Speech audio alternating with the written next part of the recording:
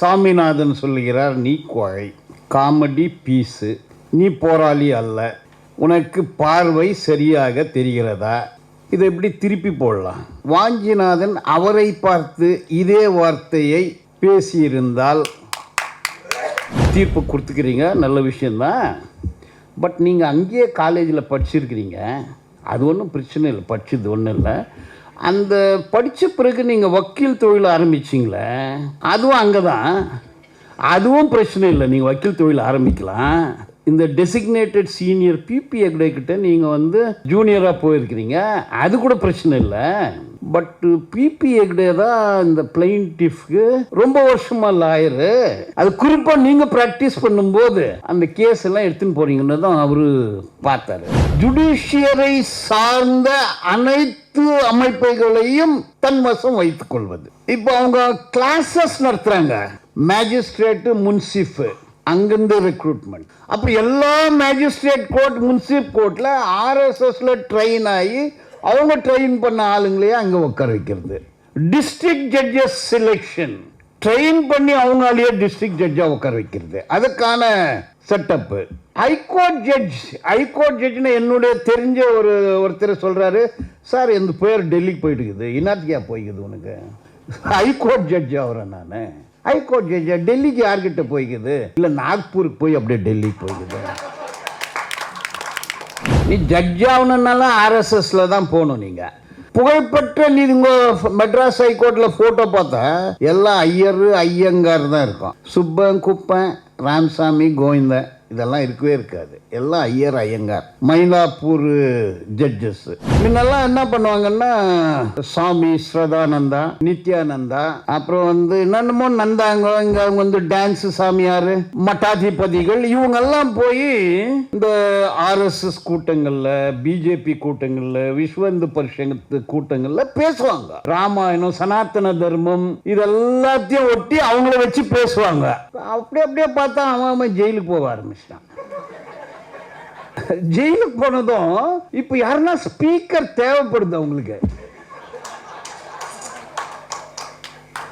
அப்போ நித்யானந்தா, ஸ்ரதானந்தா, இந்த நந்தா, அந்த நந்தா என்னென்ன வேலை செய்தாங்களோ அதெல்லாம் சிட்டிங் ஜட்ஜ் வச்சு பேச வைக்கிறாங்க.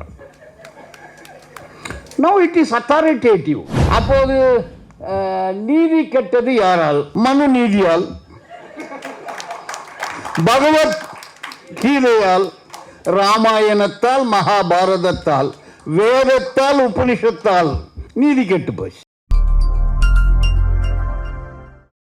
இந்த ஆங்கிலத்தில் 2 வார்த்தை, ஸ்லாண்டர், லிபல். அவதூறு. பேசினால் ஸ்லாண்டர், எழுதினால் லிபல். இப்போ வாஞ்சிநாதனை பார்த்து சாமிநாதன் சொல்லுகிறார், நீ கோழை, காமெடி பீஸு, நீ போராளி அல்ல, உனக்கு பார்வை சரியாக தெரிகிறதா? இதை எப்படி திருப்பி போடலாம்? வாஞ்சிநாதன் அவரை பார்த்து இதே வார்த்தையை பேசியிருந்தால் கான்சிக்வன்ஸ் என்ன? இப்போ இந்த ஸ்லாண்டர், என்னை பார்த்து நீ காமெடி பீஸு, நீ போராளி அல்ல, இந்த மாதிரி வார்த்தையை பரிமாறிக்கொண்டால் slander. Now the point is whether the High Court judge is immune from uttering these type of languages in the court against a court officer like Vaஞ்சிநாதன். பேச முடியுமா? So what is to be done? இப்போ section 500 IBC, இப்போ IBC இல்லை, அது redundant ஆகி போச்சு. பாரதியா நியாயா சனிதா, BNS, இன்னொன்று பாரதியா சுரக்ஷா சனிதா. Okay, இப்போ செக்ஷன் 500, இப்போ அது 356. செக்ஷன் 500 இப்போ செக்ஷன் 356. இது படிக்கும்போது முதல்ல செக்ஷன் 197 ப்ராசிக்யூட்டிங் தி ஜட்ஜஸ், செக்ஷன் 197. அப்போ ஜட்ஜை கூட ப்ராசிக்யூட் பண்ணலாம். அந்த செக்ஷன் படிக்கும்போது சில அஃபென்சஸ் அதுக்கு வந்து சாங்ஷன் தேவையில்லை. அப்போ இந்த 500 அப்போது 356 இப்போ 356 பிஎன்எஸ். அப்போ 197 சிஆர்பிசி, இப்போ 218 பிஎன்எஸ்எஸ். இப்போ என்ன சொல்றேன்னா சாங்ஷன் கேட்கணும். Judges are not immune from prosecution. But 500ல ப்ராசிக்யூட் செய்ய வேண்டும் என்றால் சாங்ஷன் கேட்கணும். அப்பாயிண்டிங் அத்தாரிட்டி கிட்ட சாங்ஷன் கேட்கணும். So appointing authority of a judge is president of India.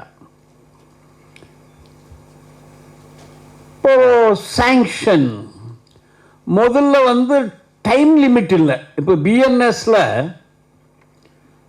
Sanction கேட்டு 120 நாளுக்குள்ள சாங்ஷன் தரவில்லை என்றால் deemed sanction you can prosecute. Deemed sanction. So இன்னொரு பாயிண்ட் என்னன்னா, whether judges are protected by judges protection act 1985, நீதிபதிகளின் பாதுகாப்பு சட்டம், செக்ஷன் 3. அப்போ செக்ஷன் 3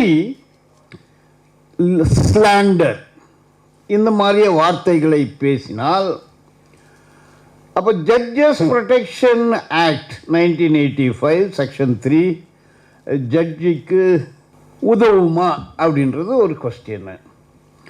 அப்போ if you read judges protection act 1985, it will not protect the judges. அப்போ Saminathan is set a ground.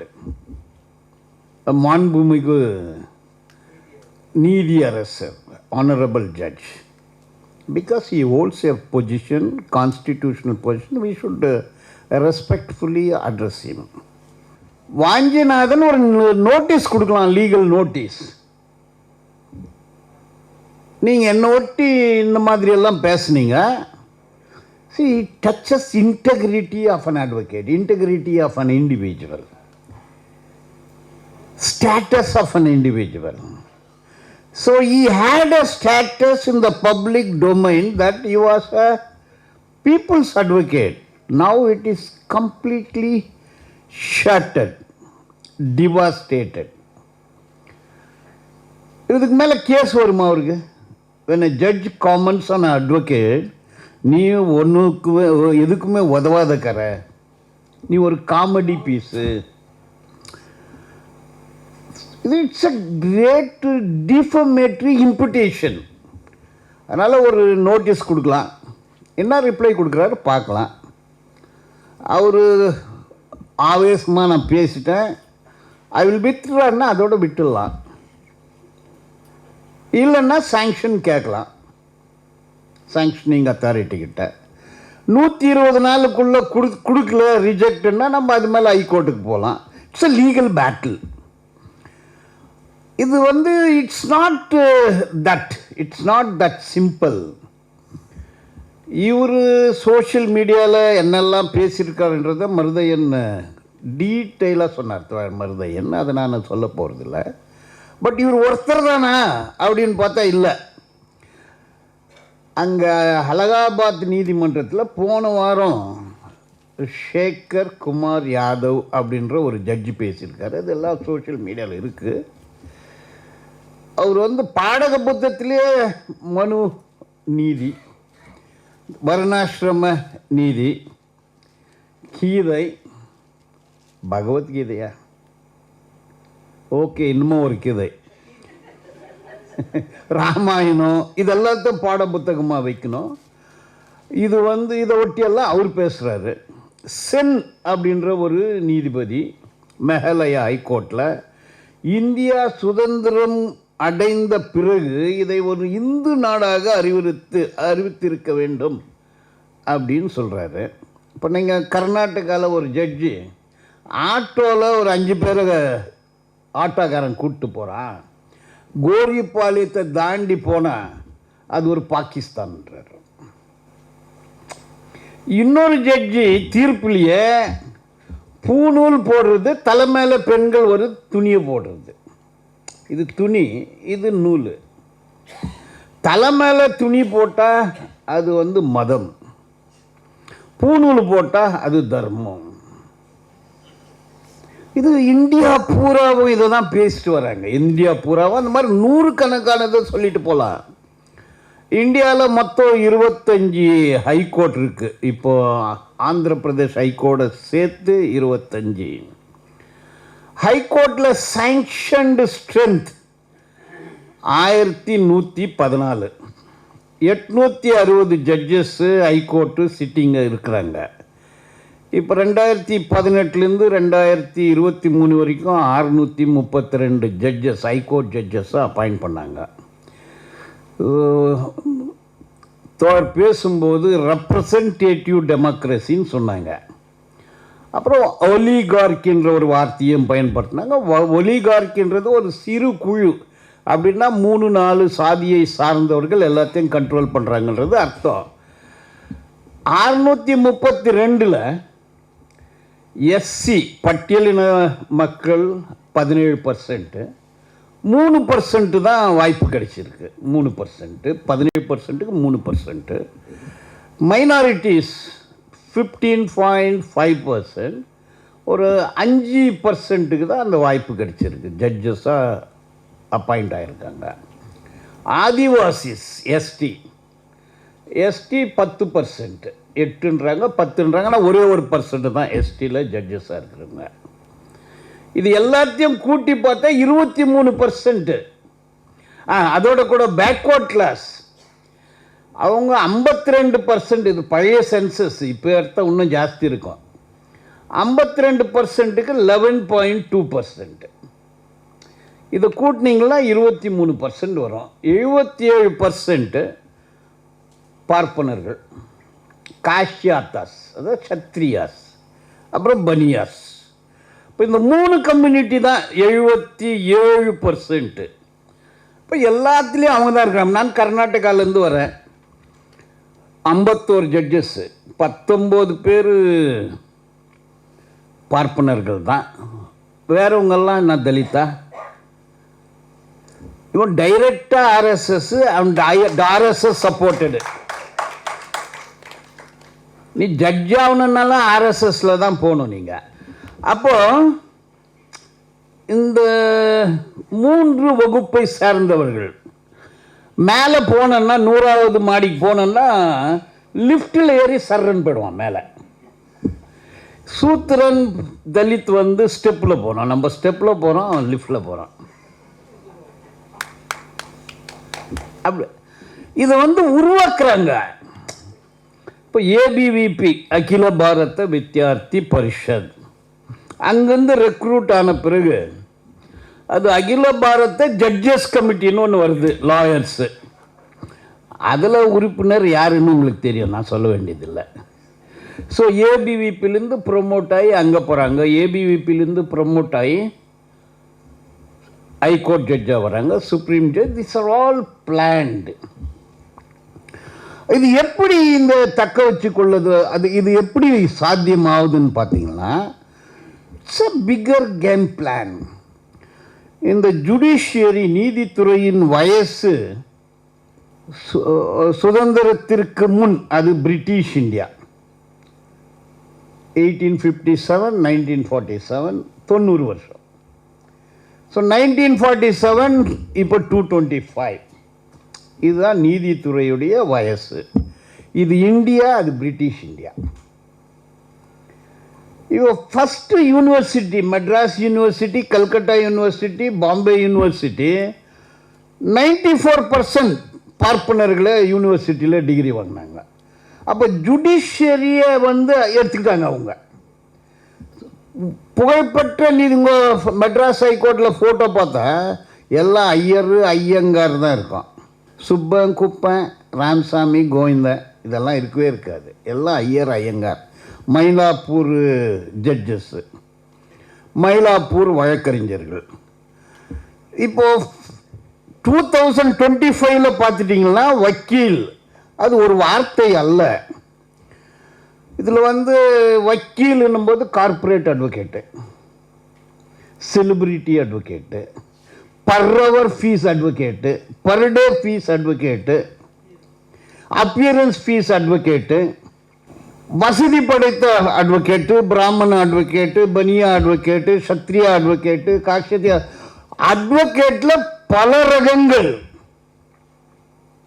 இப்போ இந்த என்டையர் ஜுடிஷியல் சிஸ்டம் அவங்க கையில் போயிட்டுருக்கு. இப்போ ஜுடிஷியல் சிஸ்டம் இப்போ Hindu advocate okay, no problem.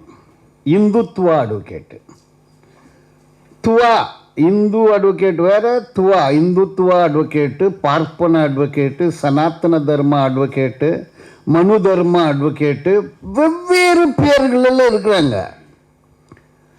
அப்போது அலகாபாத்தில் பஜ்ரங் தள் அட்வொகேட்ஸ், இங்கே வேறு பேரில் இருக்கிறாங்க. அப்போ bar association, Karnataka bar association, bar association of India, entire bar association வந்து அவங்களே கேப்சர் பண்ணிக்கிறாங்க. ஆர்எஸ்எஸ் வழக்கறிஞர்கள் தான் கர்நாடகாவில் bar association president, bar council அவங்களது, பார் அசோசியேஷன் அவங்களது, பார் கவுன்சில் ஆஃப் இந்தியா அவங்களது, அட்வொகேட் ஜெனரலும் அவங்கள, அட்டார்னி ஜெனரலும் அவங்கள, அடிஷ்னல் அட்வொகேட் ஜெனரலும் அவங்கள, அடிஷ்னல் சாலிசிட்டர் ஜெனரலும் அவங்கள, கோர்ட்டால் நம்பர் 1 to 5 அட்வொகேட் வேறு, 5 to 10 அட்வொகேட்டு வேறு, 10 to 15 கோர்ட்டால் நம்பர் அட்வொகேட்டே வேறு. கடைசியில் பார்த்தா சூத்திர அட்வொகேட்டு, தலித் அட்வொகேட்டு கோர்ட்டால் நம்பர் 29, 28 தான் இருப்பாங்க. மற்றது பிரைம் போஸ்டெல்லாம் அவங்ககிட்டே இருக்குது. அப்போ என்டையர் ஜுடிஷியரி அது வந்து கார்ப்பரேட் சனாத்தன ஃபேசிஸ்ட் கையில் ஏற்கனவே போயிடுச்சு.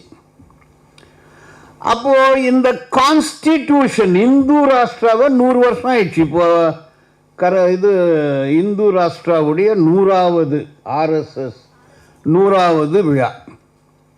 இதனுடைய சேர்மன் வந்து இப்போ தர்மஸ்தலான்னு சொல்கிறீங்களே, தர்மஸ்தலாவுடைய அந்த காவந்தர் அவர் அதனுடைய சேர்மனு. அவருக்கு பத்ம விபூஷன் அவார்டு வேறு கொடுத்துருக்குறாங்க. பத்ம விபூஷன் அவார்டு. அவர் பிஜேபியுடைய ராஜ்யசபா மெம்பர். அவருடைய சொத்து ஒரு 2 லட்சம் கோடி, ஒரு 2.5 லட்சம் ஏக்கர் பூமி. லட்சக்கணக்கான ஜனங்க அங்கே போகிறாங்க. இவ்வளோ கோடி பணம்னா பெண்கள் காணாமல் போகிறாங்க. காணாமல் போகிற பெண்கள் எல்லாருமே வந்து பார்ப்பன பெண்கள் தான் காணாமல் போகிறாங்க. சடலங்கள் கிடைக்கிறது 17 வயசு 18. Postmortem report raped and killed, bodies mutilated. மொத்தம் 367 பெண்கள் காணவில்லை.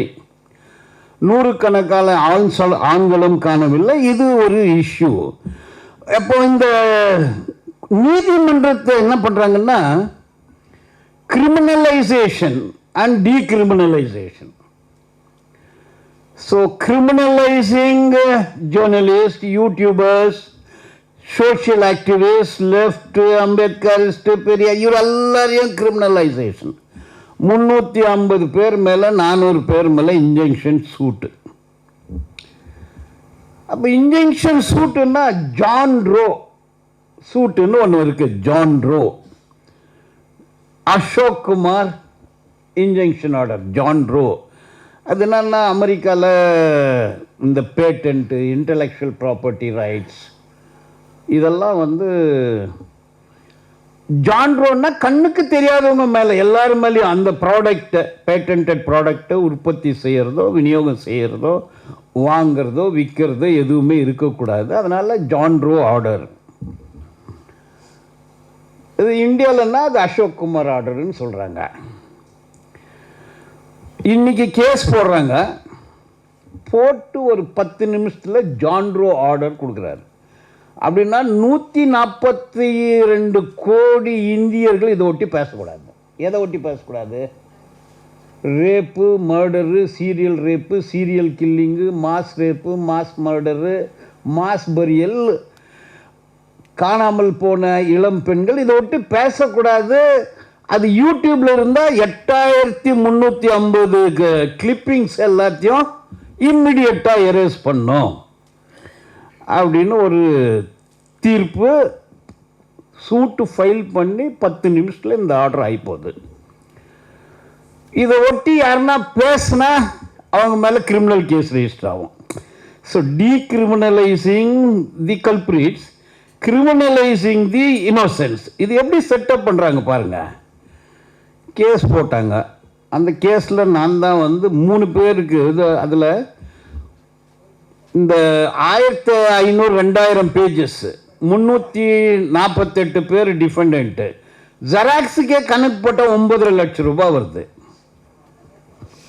பணங்கிறது செலவு பண்ணுறாங்க. ஸோ அந்த ஜட்ஜி யார், அந்த வழக்கறிஞர் யாருன்னா I5 அட்வொகேட்ஸ் தான். பர் ஹவர் பர் டே ஒரு கேஸ்க்கு I5 Y5 அட்வொகேட்ஸு. ஜட்ஜி உடனே தீர்ப்பு கொடுத்துட்டாரு.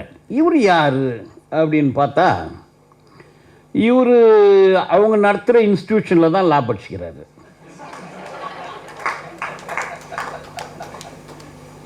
அவங்க நடத்தின இன்ஸ்டிடியூஷனில் லா படிச்சு தப்பு ஒன்றும் இல்லை. இன்ஸ்டிடியூஷனில் படிக்கிறது இல்லைண்ணா இது. அதே இன்ஸ்டிடியூஷனில் இந்த பிளைன்டிஃப் சூட்டு போட்டார், அதே இன்ஸ்டிடியூஷனில் தான் அவர் பிஏவும் படிச்சுக்கிறாரு. அதுலேயும் தப்பு கிடையாது. இப்போது லா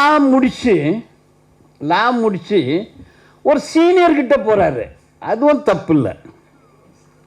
அவர் மங்களூரில் ஒரு சீனியர்கிட்ட போகிறாரு. அவர் பேரும் சொல்கிறேன், ஒன்றும் தொந்தரவு இல்லை. அவர் பேர் பிபி ஹெக்டே, இப்போ டெசிக்னேட்டட் சீனியர் அவர். அது கூட தப்பு இல்லை. இந்த பிபி ஹெக்டே தான் இந்த பிளைன்டிஃப்க்கு 100 கணக்கான கேஸில் வழக்கறிஞர். அவருக்கு இவர் ஜூனியரு. இந்த வழக்கில் எல்லாம் போய் ஆஜராகிறார் இவர். ஸோ 2 நாள் ஆச்சு, 3 நாள் ஆர்கியூமெண்ட்டு, கோர்ட்டில் வாதம் பண்ண அவங்க பக்கமே பேசுகிறார் அவர். இதெல்லாம் கண்டுபிடிச்சி ஒரு மெமோ போட்டேன் நான். ஐயா, நீங்கள் தீர்ப்பு கொடுத்துக்கிறீங்க, நல்ல விஷயந்தான். பட் நீங்கள் அங்கேயே காலேஜில் படிச்சிருக்கிறீங்க, அந்த SDM லா காலேஜில், தர்மஸ்தலா லா காலேஜில் தான் படிச்சிருக்கிறீங்க நீங்கள். அது ஒன்றும் பிரச்சனை இல்லை, படித்தது ஒன்றும் இல்லை. அந்த படித்த பிறகு நீங்கள் வக்கீல் தொழில் ஆரம்பிச்சிங்களே, அதுவும் அங்கே தான். அதுவும் பிரச்சனை இல்லை, நீங்கள் வக்கீல் தொழில் ஆரம்பிக்கலாம். நீங்கள் இந்த டெசிக்னேட்டட் சீனியர் பிபி ஹெக்டே கிட்ட நீங்கள் ஜூனியராக போயிருக்கிறீங்க, அது கூட பிரச்சனை இல்லை.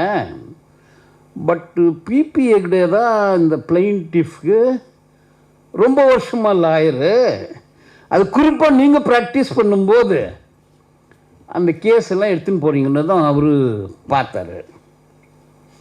நான் படித்தது கரெக்டு, அந்த லா காலேஜில் தான் படித்தேன். ஸோ பிபி ஹெக்டேவுடைய ஜூனியர் நான் தான். நான் வக்காலத்தே போடலையான்னாரு. நான் சொன்னேன், வக்காலத்து போடல அப்படின்றது பிரச்சனை இல்லைங்க, நீங்கள் தான் ரெப்ரசன்ட் பண்ணிக்கிறீங்க, you are a brief holder அப்படின்னு சொன்ன பாரு. இது எப்படி ஒரு சிஸ்டமேட்டிக்காக ப்ராசிக்யூட்டர்ஸு, ஜட்ஜஸ்ஸு, போலீஸு இது ஒரு கூட்டாக செயல்படுறாங்க. அதனால் இது சொல்கிறேன். இதெல்லாம் பண்ண பிறகு இதை என்ன பண்ணலான்னு கேட்டார். நீங்கள் இந்த கேஸை வேறு கோர்ட்டுக்கு அனுப்பிச்சிருங்கன்னு சொன்னேன். உடனே எழுதி வேறு கோர்ட்டுக்கு போட்டுக்கிறார் அவர். ஸோ இது இந்தியா பூராவும் ஐயா சொன்ன மாதிரி இந்த கான்ஸ்டியூஷன் அப்படி தான் இருக்கும். ஆனால் இந்த சோர்ஸ் ஃபார் தீர்ப்பு பண்ணும்போது மகாபாரதத்தை ஒட்டி எழுதுவாங்க, கீதையை ஒட்டி எழுதுவாங்க. யார் சம்புகனை கொன்னது கரெக்டு அப்படின்னு கொடுப்பாங்க, ஏக்கலவன் வரல வெட்டினது கரெக்டுன்னு சொல்லுவாங்க. அப்போது பிறப்பால் உயர்ந்தவன் பிறப்பால் தாழ்ந்தவன், அதுதானே சனாத்தன தர்மம்னு எழுதுவாங்க. அப்போது இந்த கம்ப்ளீட் சிஸ்டம்னா ஜுடிஷியரியை கையில் எடுத்துக்கிறது, ஜுடிஷியரை சார்ந்த அனைத்து அமைப்புகளையும் தன் வசம் வைத்துக் கொள்வது. இப்போ அவங்க கிளாஸஸ் நடத்துகிறாங்க, மேஜிஸ்ட்ரேட்டு, முன்சிஃபு, அங்கிருந்து ரெக்ரூட்மெண்ட்டு. அப்படி எல்லா மேஜிஸ்ட்ரேட் கோர்ட், முன்சிப் கோர்ட்டில் ஆர்எஸ்எஸில் ட்ரெயின் ஆகி அவங்க ட்ரெயின் பண்ண ஆளுங்களையே அங்கே உட்கார வைக்கிறது. டிஸ்ட்ரிக்ட் ஜட்ஜஸ் செலெக்ஷன் ட்ரெயின் பண்ணி அவங்களாலேயே டிஸ்ட்ரிக்ட் ஜட்ஜாக உட்கார வைக்கிறது, அதுக்கான செட்டப்பு. ஹைகோர்ட் ஜட்ஜ்னு என்னுடைய தெரிஞ்ச ஒருத்தர் சொல்கிறாரு, சார் எந்த பேர் டெல்லிக்கு போயிட்டு இருக்குது, என்னத்துக்கா போய்க்குது உனக்கு, ஹைகோர்ட் ஜட்ஜ் ஆகிறேன் நான்.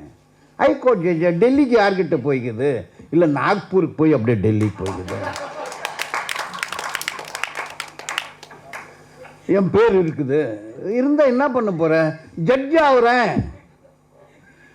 அண்ணா இப்போ நாக்பூர் போய் டெல்லிக்கு போய் அப்புறம் ஹைகோர்ட் ஜட்ஜ் ஆகிறது.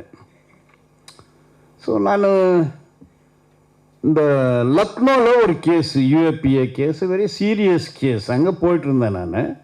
அங்கே வக்கீலுங்கிட்டெல்லாம் வந்து பேசிட்டு இருக்கும்போது அந்த ஜட்ஜு, ஹைகோர்ட் ஜட்ஜு, சார் இவர் எப்படி தெரியுமா, இவர் ஆர்எஸ்எஸ் பிஜேபி இது ஹேண்ட்பில் கொடுப்பாரு, யாருன்னா ஆர்எஸ்எஸ் லீட்ரு, பிஜேபி லீட்ரு வந்தால் ஏர்போர்ட்டில் ரிசீவ் பண்ணுவார், ஹோட்டலில் தங்க வைப்பார், இப்படியே பண்ணி இந்த கேஸே கிடையாது, பார்த்தா ஹைகோர்ட் ஜட்ஜ் ஆகிட்டார் சார் அவர். ஸோ இது smart, extraordinary work, but judiciary is with them. See, judiciary is completely taken over by them. அப்போ கம்ப்ளீட்லி டேக்கன் ஓவர் பை தெம்னு தான் முன்னெல்லாம் என்ன பண்ணுவாங்கன்னா, சாமி ஸ்ரதானந்தா, நித்யானந்தா, அப்புறம் வந்து என்னென்னமோ நந்தாங்க, இங்கே அவங்க வந்து டான்ஸு சாமியார், மட்டாதிபதிகள், இவங்கெல்லாம் போய் இந்த ஆர்எஸ்எஸ் கூட்டங்களில், பிஜேபி கூட்டங்களில், விஸ்வ இந்து பரிஷத்து கூட்டங்களில் பேசுவாங்க. ராமாயணத்தை ஒட்டி பேசுவாங்க, மகாபாரதத்தை ஒட்டி பேசுவாங்க, துரோணாச்சாரியரை ஒட்டி பேசுவாங்க, ராமர் வனவாசம் போனதை ஒட்டி பேசுவாங்க, ராமாயணம், சனாத்தன தர்மம், இதெல்லாத்தையும் ஒட்டி அவங்கள வச்சு பேசுவாங்க. அப்படியே பார்த்தா அவன் ஜெயிலுக்கு போக ஆரம்பிச்சிட்டான்.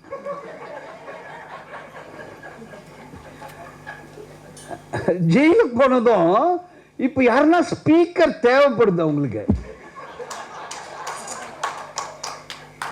சேகர் குமார் யாதவ் எந்த கூட்டத்தில் பேசுற இது ஒட்டி, பஜ்ரங்தல் லாயர் விங்கு, பஜ்ரங்தல் லாயர் விங்கு பெங்களூர்ல பார்த்து நீங்க கூகுள் பண்ணி பாருங்க, பிராமணர் சங்கத்தில் பேசுகிறார்கள். அப்போ நித்யானந்தா, ஸ்வதானந்தா, இந்த நந்தா, அந்த நந்தா என்னென்ன வேலை செய்தாங்களோ அதெல்லாம் சிட்டிங் ஜட்ஜ் வச்சு பேச வைக்கிறாங்க. No it is authoritative. அவங்க வந்து சாமியாருங்க, யார் என்னென்னமோ சாமியார் இருந்தாங்களே, இந்த ஓஷோ, உங்க கோயம்புத்தூர்ல ஒரு சாமியார் இருக்கிறாரு, ஜக்கியோ இன்னொருத்தர் வாழும் கலை, பெரிய பெரிய. இப்போ அந்த சாமியாருக்கு மவுஸ் குறைஞ்சிடுச்சு, அவங்களுடைய பல்வேறு வித சில்மிஷத்தினால வந்து மவுஸ் குறைஞ்சிடுச்சு. ஸோ புது விதமான ஒரு speakers, preachers, so new type of preachers they required. So new term of preachers. இப்போ எந்த மீட்டிங்கில், ஆர்எஸ்எஸ் மீட்டிங்கில் இவங்களே பேசுகிறாங்க, ஜட்ஜஸ் தான் பேசுகிறாங்க. பிராமணர் சங்கம், பஜ்ரங்க தில்லு, விஸ்வ இந்து பரிஷத்து, சனாத்தன சன்ஸ்தா, இந்த மீட்டிங்கில் வந்து இந்தியா பூரா, காஷ்மீர் டு கன்னியாகுமரி 77% ஜட்ஜஸ் அவங்க தான், 77%. இவங்க போய் இதை பேசுறாங்க, அதே மாதிரி எழுதுறாங்க. அப்போ கான்ஸ்டியூஷன் இப்படி தான் இருக்கும். இந்த சோசியலிசம், டெமோக்ரஸி, சாவரினிட்டி, இன்டெகிரிட்டி, இதெல்லாம் அப்படியே இருக்கும். இதை அப்படியே வச்சு இப்போ 3 விதமான ஒன்று பாராளுமன்றத்தை சட்டம் எழுதுகிறாங்க, அதுவும் அவங்க கையிலே போயிடுச்சு. ஸோ RSS உடைய member prime minister, home minister தான் அந்த ஐபிசி, சிஆர்பிசி எவிடன்ஸ் ஆக்டை கம்ப்ளீட்டாக மாற்றிட்டார் அவர். And there are amendments to protect hate speakers. இப்போ offence against women no FIR can be registered. So இந்த வேலையை அவங்க பாராளுமன்றத்தில் செய்கிறாங்க. This is one way of making law. இது கம்ப்ளீட்டாக இந்த amendment, the change of criminal laws, it is Sanatana Dharma லாவை கொண்டு வந்துக்கிறாங்க. அது செப்பரேட் சப்ஜெக்ட் விடுங்க. Next is president. Judge-made law, Article 141 of the Constitution of India. இந்த ஜட்ஜிங்கில் வச்சு எல்லாம் எழுதி வைக்கிறாங்க. It will go against reservation. So they pass legislation introducing contract labor and abolition act was completely decimated. Higher fire, no job security, no wage security, no social security. These are all judge-made laws. So judge-made laws, precedent. So அவங்களுடைய தீர்ப்பில் வந்து இந்த கட்டுக்கதைகள், புராண புழுவுகள், மனு நீதி, எல்லா நீதியை ஒட்டி எழுதுறாங்க. அப்போது நீதி கெட்டது யாரால்? மனு நீதியால், பகவத் கீதையால், ராமாயணத்தால், மகாபாரதத்தால், வேதத்தால், உபனிஷத்தால் நீதி கெட்டு போச்சு. So we should understand. இதில் வந்து ஒரு அங்கதான் இந்த இஷ்யூ. இப்போ மதுரையில் என்ன நடந்தது, this are all offshoot of this background. Plus இது அதோட நிற்கிறது இல்லை. சொத்து, பணம், காசு, அதிகாரம், சொகுசு, ஆடம்பர வாழ்க்கை யோடு சேர்ந்தது தான் இந்த சித்தாந்தம். அது வெறும் பார்ப்பனர்களுக்கே, சனாத்தனவாதிகளுக்கே அது. அப்போ சூத்திர, தலித், உடல் உழைப்பு செய்யக்கூடிய தொழிலாளர்கள், இவர்களுக்கு எல்லாருக்குமே விரோதமான ஒரு அமைப்பை உருவாக்குவதை கார்ப்பரேட்டும் சனாத்தனவாதிகளும் ஃபாசிஸ்டுகளும் செய்கிற ஒரு நாடகம்.